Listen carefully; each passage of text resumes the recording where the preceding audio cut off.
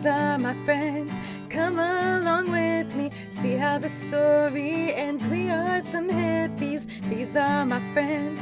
Come along with me. See how the story ends. Nice. Awesome. Welcome back, everyone, to another episode of the Professional Hippies podcast. Oh, my gosh. Am I yelling into it? No, I was just not expecting you to do the intro. That's normally my job. Got to change it up a bit every now and then, you know. I'm digging your Everybody radio on their voice, toes. bro. Have you been working on your radio voice? You got a nice Another episode baritone, of the boy. Professional Hippies podcast, where we do stupid shit that we don't even know what's happening. Yeah, that's a good plug for sponsorships. Hey, if you want to be right here, right now, this is your time. Welcome to the latest episode, guys. We're excited to just kind of dig in. We're going to have a little bit more of a riff session this episode. And if you're new to our show, we like to just kind of bounce between, say, the hippie woo-woo and a little bit more of the professional side of things. So that could be anything between psychedelics or stocks. And so I think we'll probably have a mixed bag of nuts today, huh, brother? I believe so. You know, after you take a trip to Alabama, anything can happen. Yeah, well, I see you have all your teeth still. That's a good sign. That's a good sign. Yeah. I didn't get any fights. I felt like I could have, you know, for sure while I was there, but I think I avoided it for the most part. Proud of you, buddy. Proud of you, buddy. Yeah. You made it back to, but you said your flight got canceled, or what happened with the shit show of you trying to get home? Yeah, so it was just Silver Airways. You know, it's kind of like the Florida. Yeah. Like there's Allegiant, there's like, you know, United Airlines, and there's like Spirit and Allegiant, and then there's Silver Airways. Right. Down here, because it's like, imagine everyone's like, oh yeah, Spirit Airline and Allegiant are crappy airlines. Like, imagine a specifically just Florida airline. Now imagine that. That's pretty much. I mean, I Like, will it had say when they propellers. follow through, it's not a terrible experience, right? It's just getting to the ability to get on the plane. Exactly. It's got to be at least a coin flip, a 50-50 chance. I mean, I would say at least half of my flights have been canceled every time I've tried to book with them. Well, the worst part was it was just, you know, they kept pushing it out. They pushed it out 4 hours. They were like, all right, it's going to be the next hour. It's going to be the next hour. The plane landed. Everyone offloaded. And then they're like, cool, it's landed. We're going to get the plane ready. And then another hour goes by, and they go, actually, we're just kidding. Just kidding. All good. Another day. Well, it was in Pensacola, too, so. Weren't we talking about Delta recently? They were offering, I was talking to somebody about that, maybe Abby, $10,000 for people to give up their seat. And the eight people, it must have been a first class ticket, said no. Mm-hmm. What do you have going on that, I mean, I get it. Like, you know, whatever you're missing, I mean, it must be to make more money than that. Or I hope so. That's a dumb investment. Really pissed at you or something. I mean, I'm like, $10K, I could figure it out. Like, I get it. Like, $10K is nothing to scoff at. Like, yeah, I could stay in a hotel for a night for $10K. No problem. I think especially like any partner should be like, oh yeah, stay, like, thanks. You just got our next trip's worth of stuff. You stay your ass there for one more night. We'll go to anywhere. I mean, I am guilty that most of the time when they ask for volunteers, I'm like, what's the max? I'm like, $850. Sure. Because, like, it's going to inconvenience me. It needs to be worth it. Like, $250 credit. I really don't like hanging out at the airport. I don't like hanging out at the airport. I mean, it's cool sometimes if you got the club thing, but, you know, you got to dingle my dangle. You got to tickle my pickle a little bit more than that. You know what I'm saying? Yeah. I've always, I haven't had one of those yet where they're like, oh yeah, we're going to, you know, if you want to miss this flight and catch the next one. I haven't had that yet, but I've always told myself I'd probably just take it, you know. I've gone fishing for 500. I've landed at 500 before. So, I mean, that's something. $500. But I mean, that was also a time in my life where I was doing like 12-hour flights with 2 stops, you know, on those sketchy websites where it's like, we can get you on that ticket for about $137. You'll get there. It ain't going to be pretty. But you get that $500, sir. Do they reschedule your flight too, or they just give you $500? No, yeah, they give you. I mean, a lot of times they do a credit. They take care of everything for you, and they just like put you on the next flight. So in my case, I literally was just in the airport for another 2 hours. It was just the next flight. So I was like, but you don't know that going in, right? Because Yeah. they can't like guarantee what flight you're going to be on. So sometimes it could be the so next you have to day. accept it. You have to accept it, Yeah. and then they get everyone on the plane. They figure out that problem gone. Then they're like, all right, now we can handle you. Yeah. Let's Yeah. figure out what- Because at that point, you're a pawn in their system. They're like, we've got you. You are now a cog in the machine, and we will do with you as we please. You were a rook. Then you became our king, and now you're our pawn. Welcome to Yes, the yes, system. yes, yes. So, yeah, man. I mean, I'm stoked to be here for a couple weeks. I feel like we've been going nonstop. We went to Fredericksburg this past weekend for Abby's birthday, and Cool. did you know that Texas makes a lot of wine? I think that's a newer thing that started happening more of that I heard about from a couple wine tours I did here in Florida. It's like an interesting climate that the Florida and Texas weathers had to grow a specific type of grape. Yeah, so Fredericksburg is only behind Napa in the nation in wine traffic, and they're slated to pass them within the next couple of years. They passed them when they had the whole fire thing, but it's kind of like fighting with someone one arm behind your back. But yeah, they were pumping out a shit ton of wine. We went, and that's like the first experience I've had, like going to multiple wineries or vineyards and sampling. And I'll tell you what, man, if you don't get litty as a titty, you think it just catch. I mean, that's why, right here, whatever is wine club membership. Here we go. That was a really cool experience. We got to bring the dog out and see him, play and whatever. And just, man, that wine just catches up to you so fast. I was blown away. So fast. Because they're like, oh, yeah, here's like this one. It's normal cab. It's normal cab. Oh, yeah, here's 3 samples of our highest alcohol content one. Good luck. And we're going to bring you right back down maybe to a light one. And then the final kisser is when they're like, this is our most expensive one and highest alcohol content. I felt like one of those like Beverly Housewives or something when you start to feel a tip and then you're suddenly more interested in drama and you're like, hey, what's that couple over there arguing about? Like, let's just kind of lean in. I took my so my aunt, my mom, and my grandma, all their birthdays are kind of around each other. So I bought a wine tour here in Florida, and I went with them. And it's funny you mentioned that because all the drama came out at the end of that tour.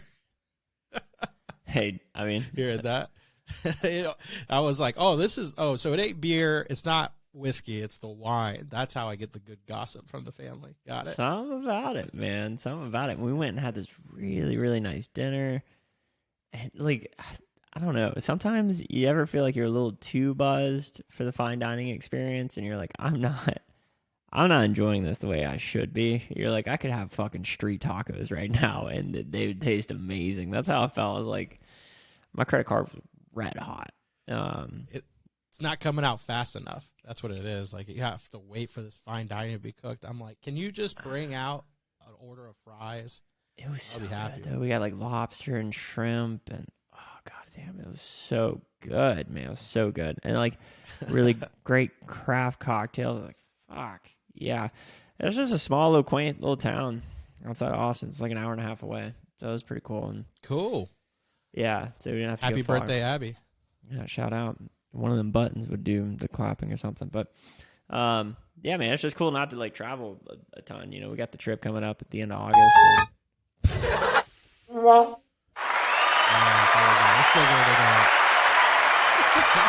Yes. Nailed it. Now I know the yellow button is the clapping one. Yeah, man. But like, so we were talking about when Mike was on here, you got engaged though. Like, how was that whole experience? How was Hawaii? Hawaii was fantastic, man. The whole trip, because it was, the front half of it was the company trip for meeting sales quota, right? So that was cool. They put us up in a 4 Seasons there, which, I've stayed at high levels hotels. I didn't realize the 4 Seasons is specifically just luxury. That's all they are. They're not even under like Marriott, Hilton. They're 4 Seasons, and all we do is luxury. And so just the level of service and hospitality there was immaculate. It really was.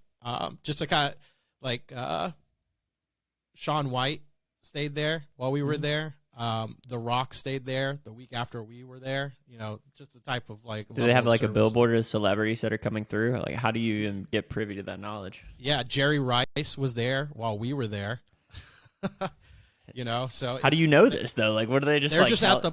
So Jerry Rice, he was spotted at the bar just hanging out. He was just at the pool bar. He was just there having a good time. Shaun White, he was there because Burton, our CEO, brought him in to just be like a speaker for the thing. It was, and so we had a business meeting so that the entire President's Club was a business trip for everybody, and Shaun White was the speaker at that. So that makes sense. Also, what is Shaun White speaking about? Like, hey, I am just the most dedicated athlete and way more talented than all of you. So, like, how does that? What do you? He was actually super down to earth guy. He was super cool. He opened it up that when I'm not sure if you remember when he got his super bad. He messed up his face real bad and back injury when he came down hard during one of his practice sessions getting ready for the Olympics. And, he just talked about recovering for that and then overcoming things, coming back for gold, and then talked about just some other things of what it was like growing up as a kid, kind of being he started out when he was like 12 years old of getting an agent, and like back in of course he led the snowboarding world to where it is today. So like back then trying to find an agent was super difficult. So his mom basically went to this agent that was representing other like athletes, but wasn't anywhere near like snowboarding or anything like that. And the guy just basically took a chance on him, and it obviously worked out. What a chance! Yeah, like the guy kept saying no, and his mom was like, "Oh no, like this is what's going to happen. Yeah, this is what we're doing. Do it. Yeah, like you could keep saying no, we're going to keep coming back, and you either take them or I don't know, you just take them." Right. The guy was like, "Fine, let's see what happens." Did you get that shirt in Hawaii? No, Christy got this for me we had matching ones, so she also had a romper. How stoked was she? She was stoked about the whole thing. Yeah, so we flew. So post the company trip, right? We extended our trip a few extra days at the Four Seasons. But her and I really like doing national parks and getting the stamps, as you know. So I worked with the event company that booked all of TriNet stuff, and one of their head people got on a conference call with me and helped me plan this whole thing out. And so the island that we went to, Maui, there's a dormant volcano on it, and at the top of it is known for at 10,000 feet. It's known for a sunrise. Mm-hmm. So you're above the clouds, and so you get there. You have to get to this place at like 2 a.m. and then it takes a couple hours to get to the top, and then you get there at like 4:30, and then you watch the sunrise come up. And so proposing at the top of a dormant volcano in Maui at sunrise, pretty sick. Pretty sick. Thank you. I think I did all right. This was the backup plan. The original plan was Bulgaria, but right. The world, so and then we bike rode down, and I'm talking bike ride down. We were bombing this mountain. I'm talking 30 miles, 35 miles an hour at some points coming down this mountain. It was awesome. And so I asked her later, I was like, did you like think about it? Like, do you think it was going to happen? Because I mean, we're in Hawaii. Like, I felt like you had to have thought. She's like, I did think about it, but I just thought it was too obvious. And she knows I don't really like too obvious of things. I like being a little bit more. Were you nervous at all? Like, what was your emotional state? Because it's like, hey, it's cool not to be nervous until like the moment, right? And then you're like, that's kind of how I was. Yeah, I wasn't. I knew, she would say yes. I didn't think she would say yes. It was just wanting to make sure everything goes smooth, right? So like, there was another couple up there. I think they were a couple. I'm not sure, but like he started setting up a video camera, and her and I are just sitting on a rock, chilling, watching it, and I was just like, all right, now I have to time this. I don't want to do it at the same time. Like he's setting up his camera, and then he does it. I don't want to just feel like, hey, do it at the same time he's doing it. But then also, did he I'm like, propose to his chick? No, he was just getting a picture. Okay. He was just getting a picture of the sunrise. So I was like, all right, cool. I'll be the only one proposing. That helps me out Right. a little bit. And it was just us two. So you could go to where all the tourists go, but the guy, our person was like, hey, you can go over there to where everyone else is going, or you can hike up those rocks up there, and that's a better view that you're going to get. And I was like, that's where I'm going. So we hiked up there. There was only like 4 other people that hiked up there with us, and then like hundreds of tourists down below. So we avoided all of that. That's the way to do it. It was perfect. And so it was just, her and I and these 4 other people just showing up there watching it. And I was a little nervous at first, like I've been practicing what to say, things like that, get the knee down, gotta get, don't fall over. But don't blow a knee out. Don't blow a knee out. Don't hit how you sometimes kneel and you hit a rock or something. Yeah. Pain that's not what you want. That's not what you want. I was like, I did everything I could to navigate that, but it worked out. And then I'm proud of you, buddy. Congratulations. A little toast to you, champ. You did it. Yeah. Good job, man. Good job. Did it. My dad, the first thing he says is he goes, did she give you the 10-pound or the 20-pound ball and chain?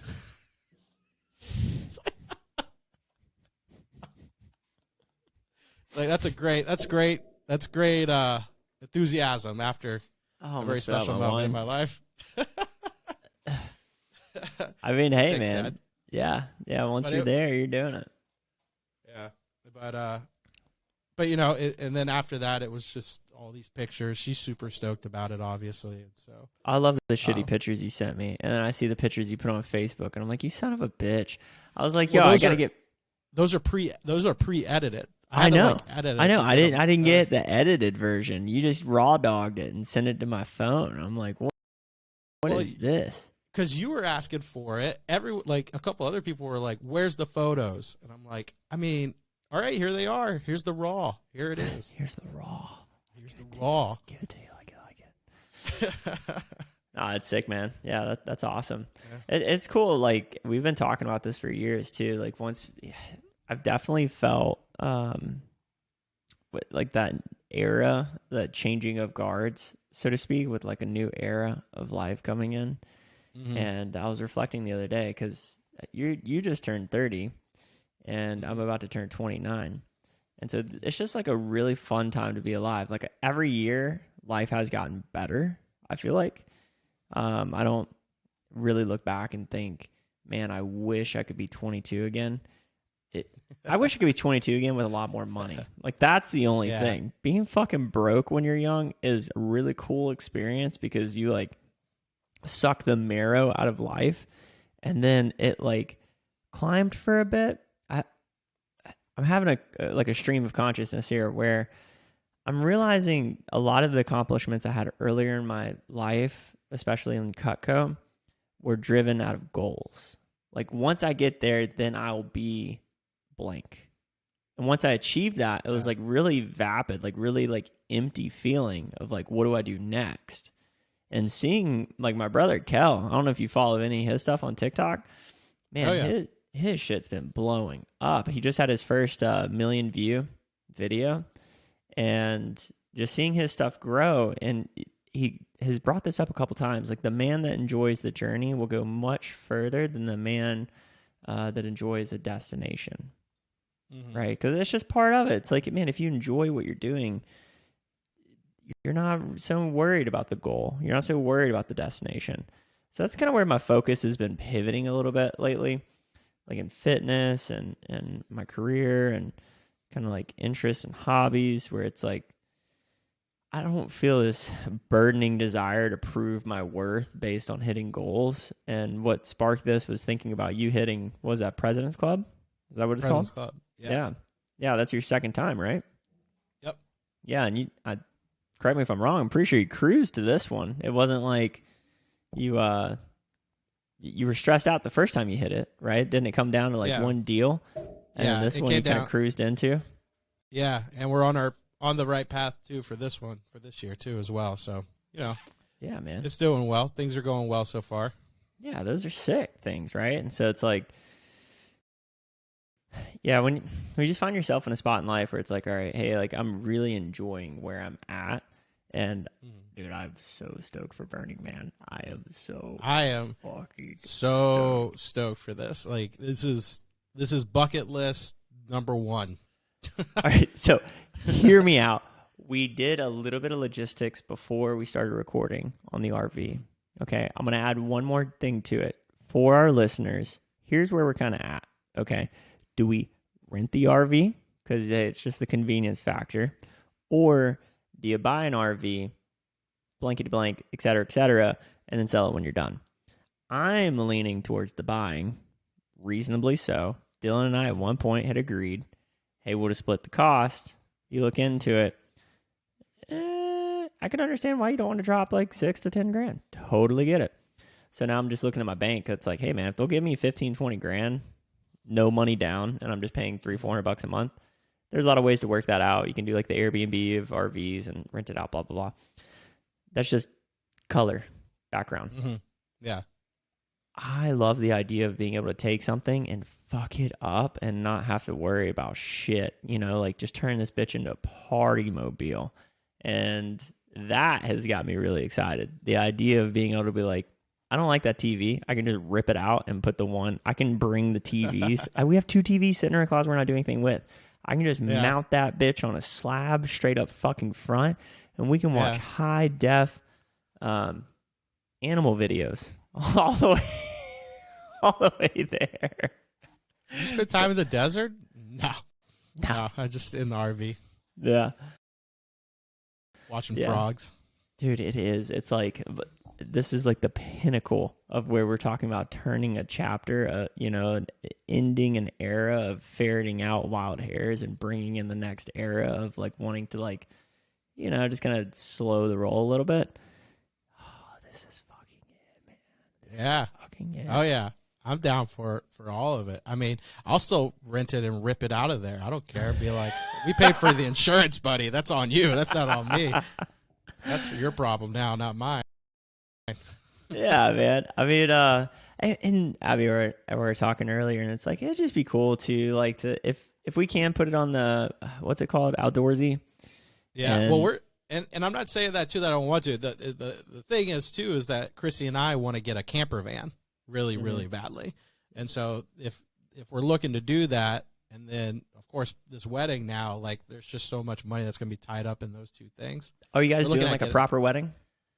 We're doing a proper wedding. Yeah. We're going to do a proper wedding. And where then, at? I don't know. Dude, she's starting to like look up stateside venues. or over in Bulgaria, you think? Or are you just kind of looking at options? We'll do both. We'll do one stateside for everybody here, and then we'll do like there's a specific church she wants to marry in Bulgaria. Mm-hmm. It's always been her, so that'll be like a pretty much maybe her parents or grandma lives over there, and then just us two. Sure. Type of situation over there, and so, but the main one will be over here. Sick, man. Well, hey, if you need a guy to marry you guys, I'm basically a professional at this point. I've done it twice, and one of those times I was up for 3 days. So if you can do that and everything went great, I got a lot of compliments. I mean, hey, I don't see why not. You're either so you guys are you're thinking about getting a camper van?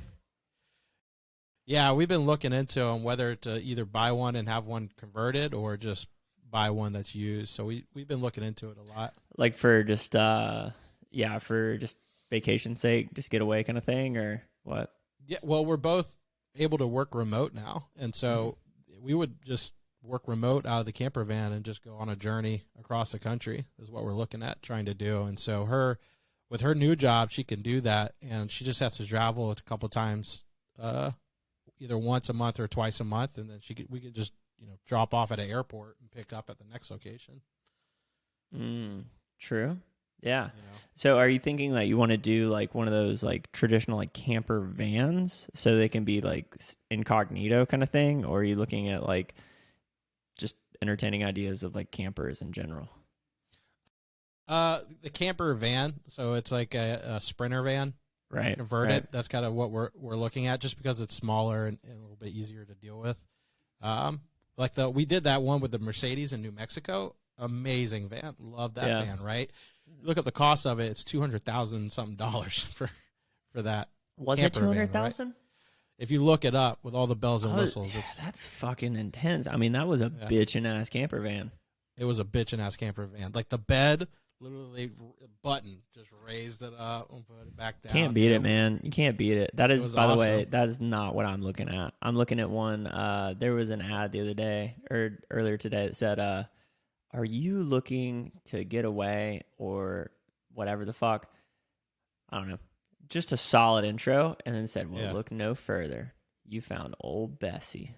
I'm like, that's what I want. Sell me on it. Sell me on it, man. We're coming from the 90s, baby. Why do I need to buy old Bessie? Runs great, all capitals, and cold AC. Like, hey, man. That's the stuff I'm looking at, too. Like, do you remember those old vans that they were, like, tall, looked like they had the air conditioned? They looked like luxury vans. Yeah, almost. For sure. Some people have converted those, and I'm like, ooh, those, they probably got like 120,000 on it, but those bad boys have been built back in the early 2000s to at least hit 300 for sure. Yeah, I mean, what I'm finding when I'm looking at this, because like I had this impression that RVs and campers and shit were like all exorbitantly expensive, but they are if you get the, like, for example, right, the camp RV. Camping World and like the RV for sure. places that are out here. If you go buy them now, they're, how before it was all lined up with big RVs? They're lined up with camper vans now, like those Dodge camper vans and the Mercedes camper vans. And I was looking at them, even the Dodge Sprinter vans with the already converted, it's about 80 to 90,000, and that's new, right? And so, but then I go and look up like Florida camper vans for sale, and you can see where some of them sold for a great price. Like the person's just like, hey, because usually the type of people in a camp, like in a van, like, they want to make some money off of it, but they feel like the value that they got off of it, they want to hand it off to somebody else. Yeah, I mean, they're not in it to like squeeze. They're like, hey, if I make some profit, cool, whatever. Exactly. And I've seen some of it. It's just timing. You just have to hit it at the same time they're doing it. Well, same thing like that motherfucker that left me on red earlier today. I'm like, dude, hey, I want to buy your shit. Text me back. But typically that means I guess somebody else bought it. But yeah, dude, I'm fucking stoked for that trip. I know it's like our first Bonnaroo experience. You don't know what you don't know, right? Exactly. And you can only glean so much wisdom from other people. Like when we go to music festivals and I bring my moldable earplugs, not the ones that you squeeze down and put in your ears, but the moldable ones. Yeah. You're only learning that because you're there, Yeah. Like that's a little thing where you're like, this is my comfort thing, And I've been on the forums and Reddit and stuff kind of seeing like, all right, what's the best practice here? But, oh, man. And I could see us going back to Burning Man like every other year kind of thing, even with kids, that kind of stuff. But yeah, it's one of those things like I've pretty much already picked out like Halloween to go to for years to come, and Burning Man might be like an every now and then when I want to hit a big one. Yeah, might as well just go. That's what all the tech people do, right? Like in Silicon Valley, they're like, well, if we're gonna do it, we might as well go to the main one. That's the one to go to, right? Yeah. I could see that being a real good kind of like either annual or biannual trip kind of thing. It's just pretty intense how expensive it is for like the layman man. I mean, they have their programs and stuff, but dude, I've seen people too as well. So there's someone at my company that I was introduced to. So what they did was they created a non-for-profit organization for their group, and then that gets them they apply to Burning Man as volunteers through the non-for-profit organization, and they get first access to getting tickets because now they're volunteers setting up, and then they just help, they volunteer time handing out food and stuff, but you only get like one shift. And then they have like a group of like 40 people, 50 people. Not a bad idea. And Not then a bad idea. It's a non-for-profit, so if they, I don't know if they do it or not, but it might be a write-off that we have to pay for everything to get to the event that we're doing the non-for-profit for. Well, with that, I think to write that off to like tag, you have to, isn't that a 401(c), something like that? 401(b), I believe. 3B. Yeah. Yeah. The fact that I pulled that fucking string of numbers in a letter out of my ass, that's what going to Haiti will get you, man. The only reason why I know is because the hotels, when all these non-for-profits would come, a lot of churches, Mm-hmm. they were like, we want our 50 cent back. I mean, yeah, sure. You fucking take your 50 cent. I really think they should start taxing churches, man. I saw a trend the other day on TikTok where this Republican pastor made some kind of like claim about Democrats aren't welcome in the congregation, which that was a Twitter statement. And so then that can be used as like an official doctrine of doctrine's probably the wrong term there, but like used as evidence of segregation and separation. And so now they got reported to the IRS, and the IRS has now deemed them not a religious exempt affiliation. And so now the church is going to get taxed. I think you should. If you're going to do that kind of thing, that's the whole point to a church. We accept everybody, no matter who you are. Why are you going to segregate? Now you're bringing in an issue. Yeah, I definitely think churches, or maybe it's just the separation of church and state. There is no fucking separation. There's none. No. It's like, what I get it. Churches do charitable work, but then there's also so many loopholes with mega churches that allow them to pay their pastors millions of dollars a year, and they claim it to be off their likeness. But yeah, there's no fucking shot. Like the Joel Osteen and some of the other mega churches, what they do is they start a church every 2 years or every 2 to 3 years, something like that. And they're able to reappropriate funds from their congregation into that church and then funnel the funds from the next church back into the original church and just keep this money laundering cycle going. And so think about that too, of all the books he sold. Why does he get that tax free? That's not a church related thing. He is taxed on that. He is taxed on that. Is he taxed on that? Oh, I thought he was taxed. Yeah, that's off his likeness. That's that is something he's taxed on. But there's still, a lot of ways that they're able to float that. They could. I mean, I say he's taxed on it. The church could also use that as an opportunity, like your Shaun White speech. It's like you come together from one speech from a dope ass dude. Now it's a business expense. My accountant considers when I do any kind of travel, like when we went to Fredericksburg, that was a tax write off because I answered some work emails and took a call while I was there. So now all the gas stations we stopped on the way there, all the wineries, everything we did. We're getting we got approved for KD and Living LLC, Chrissy and I. And so we're getting our EIN and stuff set up now. So that way, as we're traveling and doing all of this stuff, we're doing work on the road for it. So it works out. You know what I've been getting really excited about the prospect of? One, potentially the sky falling on the market and everything. I'm still curious to see if I was a mad genius or a fucking idiot for selling that house in Tampa. But with the roosters as a factor, I think regardless, that was a tough spot, tough variables. You know what I mean? Dude, I mean, I think for what the situation that you were in, it got you cash pretty quickly, so it worked out there. I think you could have rented it out and made a boatload of money, personally. But then that's I did rent it out, and we saw how that experience went. So, that was. Well, I mean, that was just through a specific scenario, though. Well, yeah. Then the whole thought experiment behind that was to live and learn. Right? It was like, hey, I still made money while I was renting it. Sold the motherfucker, and 2 weeks later, a tree fell in the house. So there's also, like... Oh, I didn't know that. Yeah, I didn't tell you that. A tree from the neighbor's yard fell in the house. Oh, wow. Yeah, Did not know that. Nothing too crazy, but, maybe a limb put a hole in one of a couple. Were you cleared of everything by that point? Oh, for sure. Yeah, I'd already closed. Oh, wow. The neighbor contacted me. He's like, "Hey, do you have the information for the buyer?" And I was like, as respectfully as possible. I was like, no, I didn't try very hard. I was like, this is not my fucking problem. So I was just like, hey, it's just like, this is not bandwidth. I'm not using very much energy. It's like, cool. Yeah. But what I have been interested in looking into is Section 8 homes. Mm-hmm. There's a person I've been following pretty closely, and this guy buys up a lot of.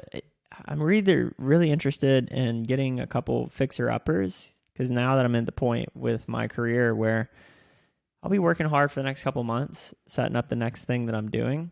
But after that, ideally, I'm in this position where I have enough cash flow. I just really like fixing shit. I mean, we both do. Like, we both really enjoy just like.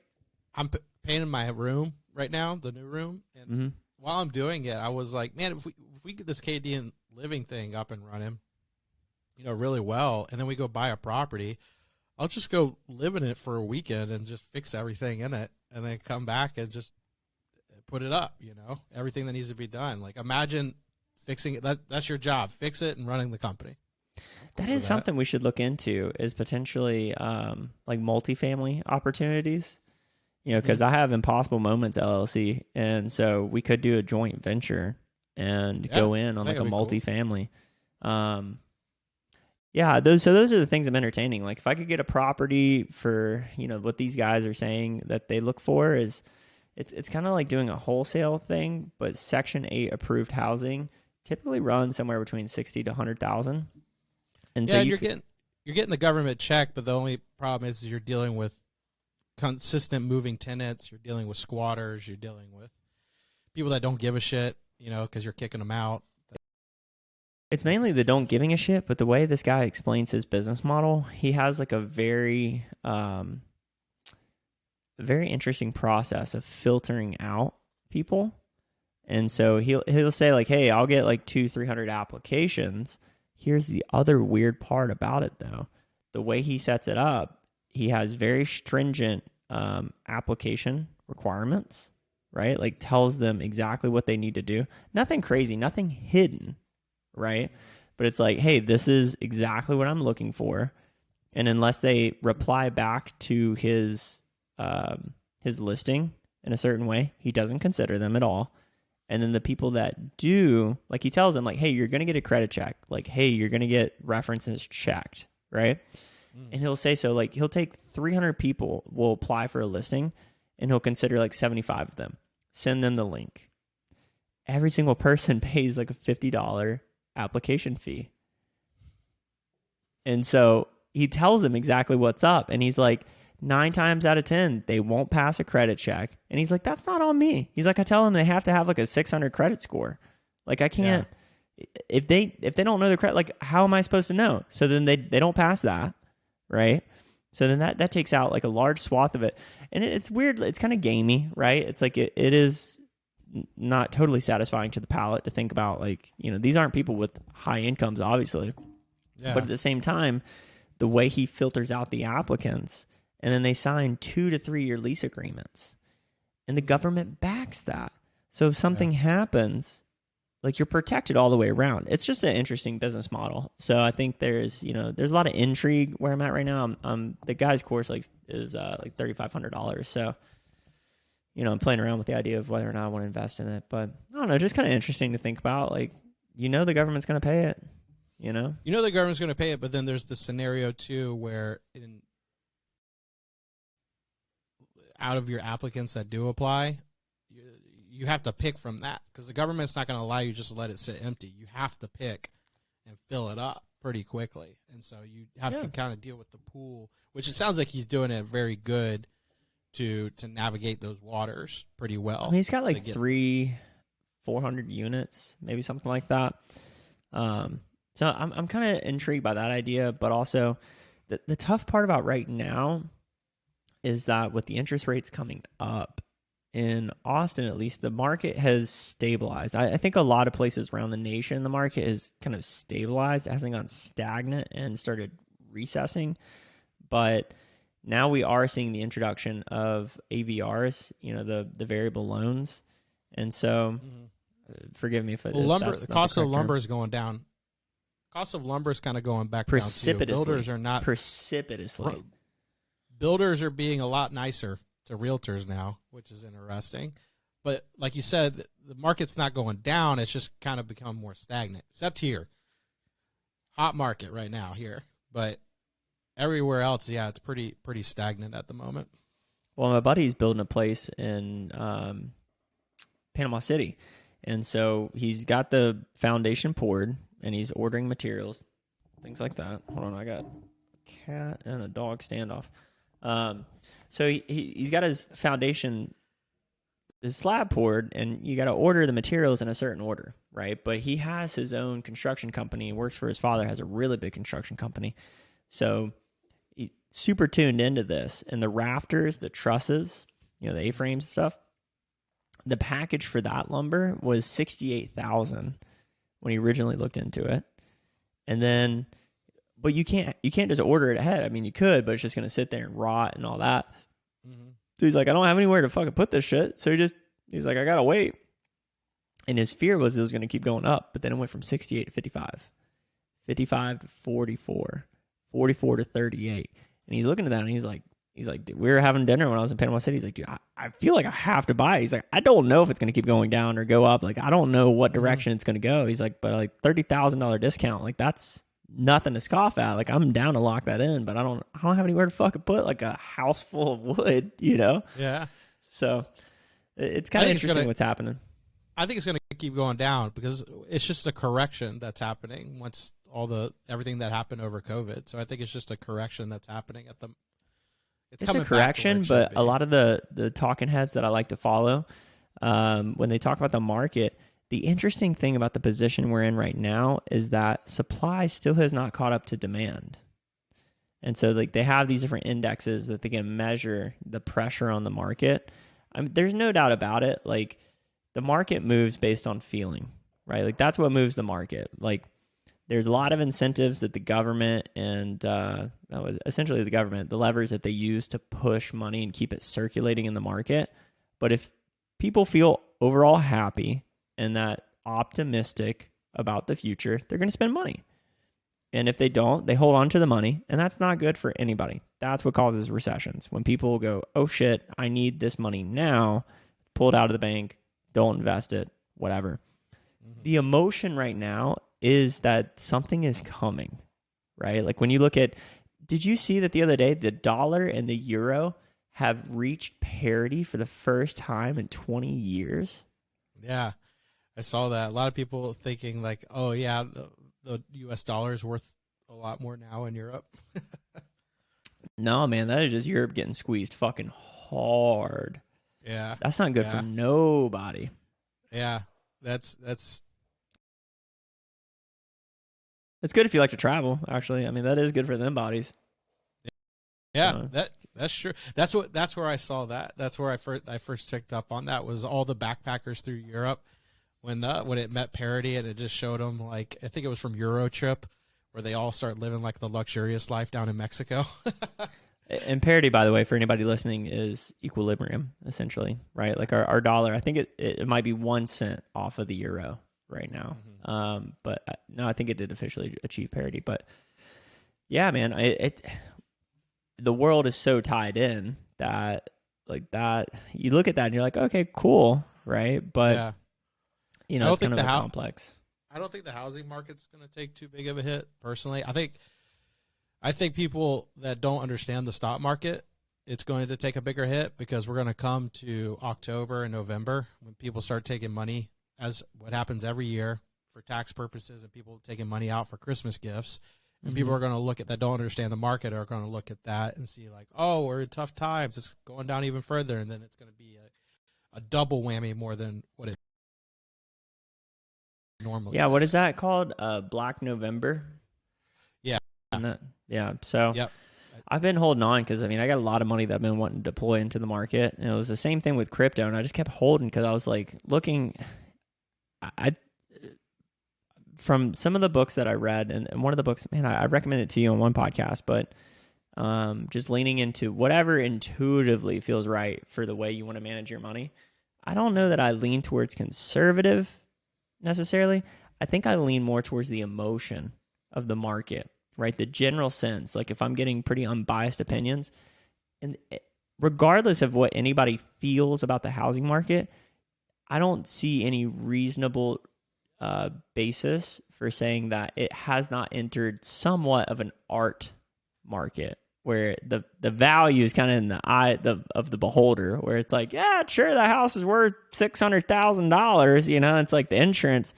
Like when I got my house, I bought it for $540, and the insurance is like, yeah, well, I mean, we're insuring it up to $360. I was like, what the fuck? And they're like, well, if you burn the motherfucker down, that's what it's going to cost us to rebuild it. It's just $360.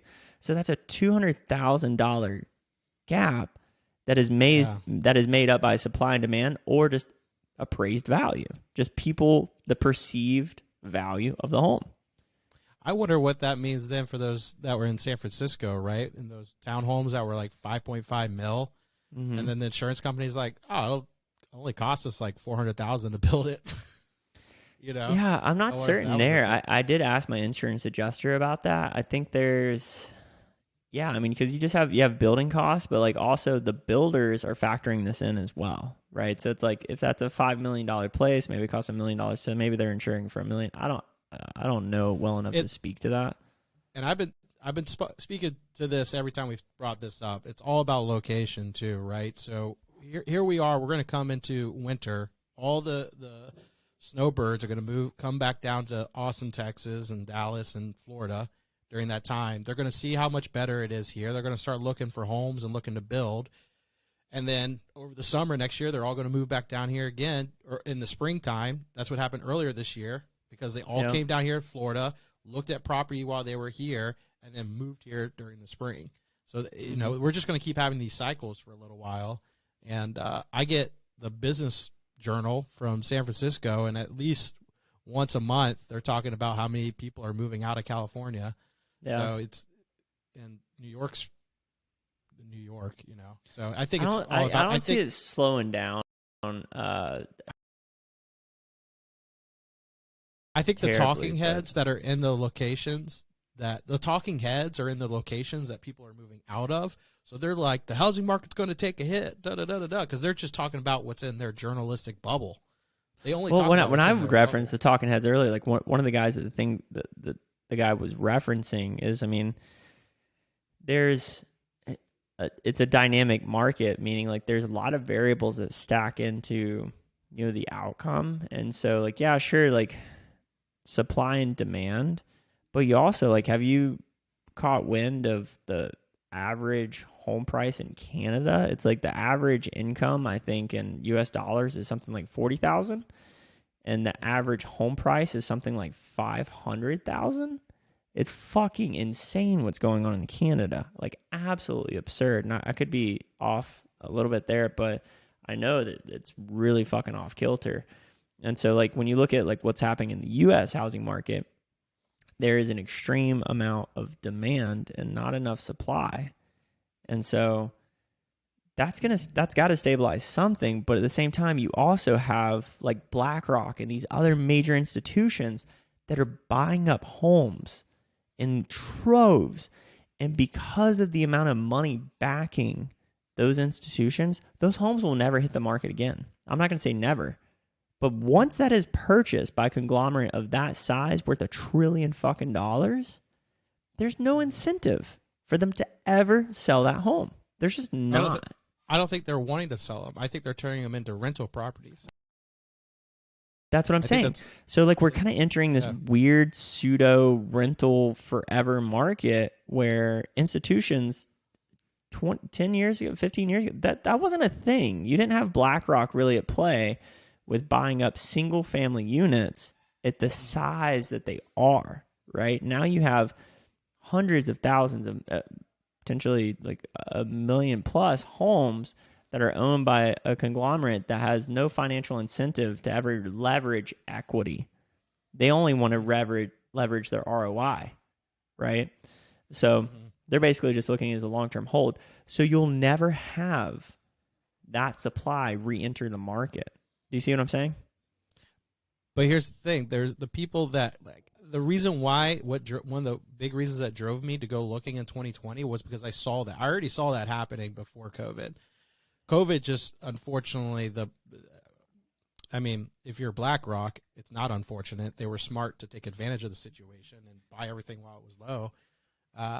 But I saw that coming, and I was like, I just didn't want, give me like my 0.001% of that market that they're trying to get, and then, that'll start my journey. And you did the same thing too. Yeah. And the thing is that it's the people that had the business savvy to see that kind of thing. Dude, do you remember how freaked out of my fucking skull I was to buy that house in Tampa? And then I went through the process, and you're like, so what'd you do? And I tell you about it, and you buy a house, and then I moved to Austin. Now I have a house that has a fucking bathtub in it. Yeah. Dude, that's Kanye West level shit right there. I have a standalone. You don't even have to squeegee the water down to the drain. You know how many times I've used that bathtub? One time. If you count getting shit off the puppies, 3 times. 3 times. Oh, light a candle. Go send it tonight. Yeah, yank one off. No, man, it's interesting. And, like when you just think about the market, it's a dynamic market. And, I don't know where I stand. See, anyone that says I'm waiting for them, but here's the thing. Anytime I talk with some people about the market and then I hear someone say, oh, I'm waiting for the market to go down, I ask my next question, how long have you been saying that? And if they're like, oh, I've been saying that past 10 years, the market's going to go up. And I go, actually, you missed it. It happened already. Yeah, maybe. That'll all come out in the wash. The market moves in big cycles, right? And then you get small opportunities. So take it all with a grain of salt. The most important thing is have a philosophy, whatever your philosophy is. Don't die on the sword, but have strong beliefs loosely held, and that'll take you pretty far. You know what? I did see some cool homes was in Alabama. Huge plantation homes. Oh, my God. I'm talking some family owns the lumber yard there and the paper mill there, and it was well obvious. That's how it rolls out there. They ran that town. I went to the casino there across the street. No tables, by the way. Dumb. It was all slot machines. So I just took an edible and walked around there for a while and just watched all these retirees come in there and just pulling their retirement savings away. It was awesome watching that. And why wouldn't you? Yeah, but right. And I went to go pay for a drink, and they're like, it's $5, or you can gamble on this little machine, and it's free to drink. So I put $20 in, and you keep eating 25 cents. Talk with a guy next to me who grew up as a bookie. His mom was a bookie. And just listen to all these good old-fashioned entertainment. Yeah, why not? I was just like, this is. You got to tip them. I learned that rule too. You got to tip them. Oh yeah. I tipped them out. I ended up buying the whole bar at the time. I think it was 7 people. It was someone's birthday, so I just whatever. I'll buy everyone a Patron shot. Right. Think of 7 shots. He only charged me $50. It's just pretty solid deal. What is this? But there was a Sonic there, a Popeyes. It's Atmore, Alabama. It's nothing there, right? And Shout out to Sonic was slammed with all big Willie trucks. Well, we can look for a sponsorship from them, but in the meantime, we do got to land this plane. I got some lamb waiting on me and a timer that is expired. So, hey guys, if you enjoyed this episode of non-sponsored Rambling Thoughts by yours truly, we would definitely appreciate a review or a follow. I'm going to be honest. I'm going to appeal to the candor of just a good old-fashioned request. If you're on TikTok, please follow me. Hey, please. Just brush that titty up against it. Just that little follow button. Just one little nipple titty. Just professional hippies on the top. Damn. Just hit it. Right on it. Just give follow. All right. If you haven't tuned out yet, we love you guys. We'll see you next week. Peace.